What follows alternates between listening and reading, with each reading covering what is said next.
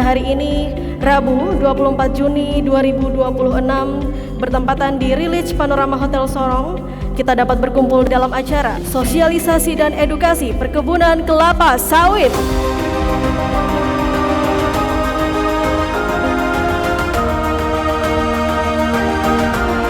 Kami dari POPSI, Persatuan Organisasi Petani Sawit Indonesia, dalam hal ini mewakili organisasi petani sawit, mengadakan pertemuan peningkatan perekonomian daerah 3T dengan kelapa sawit.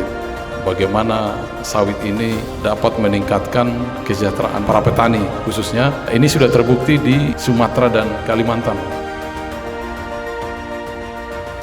Pengembangan sawit di Papua Barat Daya. Peran sawit ini luar biasa. Walaupun di sisi lain black campaign terhadap sawit ini juga luar biasa gitu. Nah, ini tantangan buat kita ini. Jadi sawit ini merupakan energi nasional dari pertanian. Dari pertanian khususnya perkebunan, sawit ini adalah emas hijaunya pertanian.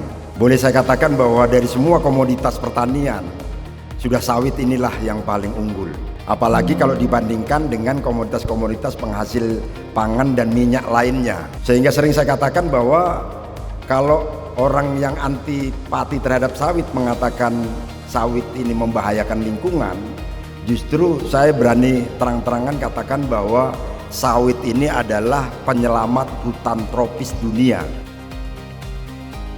Daerah-daerah kategori 3T, tertinggal, terdepan, dan terluar, terdapat potensi sumber daya alam yang sangat besar untuk dikembangkan sebagai motor penggerak ekonomi masyarakat. Salah satu sektor yang memiliki prospek strategis adalah perkebunan kelapa sawit. Ini potensinya sangat besar, terutama bagaimana memberikan nilai tambah kepada masyarakat. Dengan adanya kelapa sawit itu sangat-sangat membantu, baik itu dari provinsi maupun kabupaten kota, bahkan yang terlebih penting lagi kepada masyarakat yang ada di wilayah tersebut. Saya akan menabur tifa sebagai tanda workshop ini dibuka secara resmi.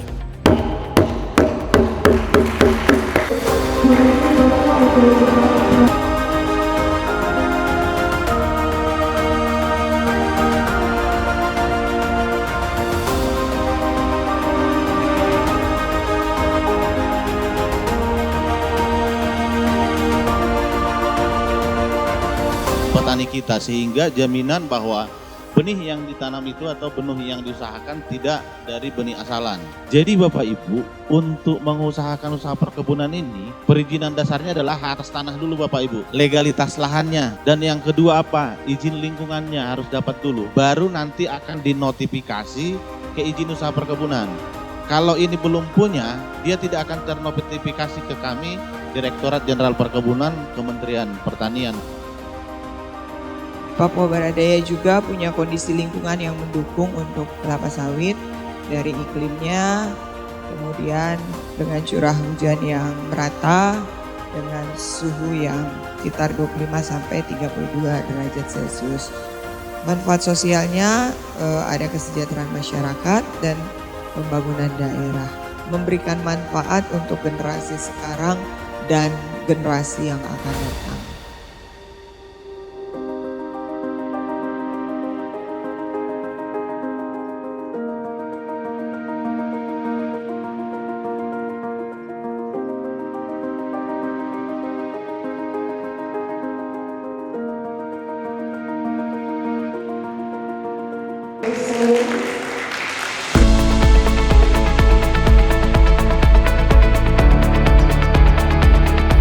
Semua kebutuhan untuk memastikan pekebun bisa mendaftar, diverifikasi, dan dibiayai itu sudah dianggarkan oleh BPDP.